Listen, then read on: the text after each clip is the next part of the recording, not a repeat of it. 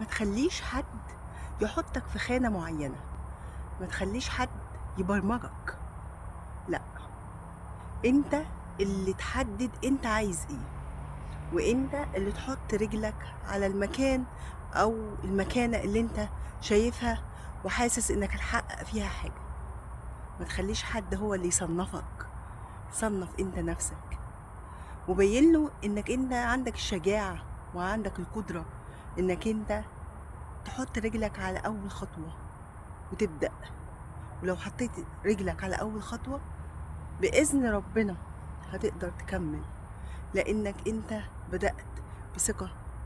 وبدأت بنعمة ربنا، وبدأت إنك أنت تعمل حاجة، اعمل ما تُقفش مكانك، ولمّا تحط رجلك على أول سلِّمة كمّل، في سلِّمة تانية وتالتة ورابعة وخامسة، هي كل مشوار أو أي طريق بيبدأ بسلِّمة، طالما حطيت رجلك على السلِّمة الأولى تقدر تطلع التانية والتالتة والرابعة، كمّل وربنا معاك ويسندك. كبسولة ليّا وليك.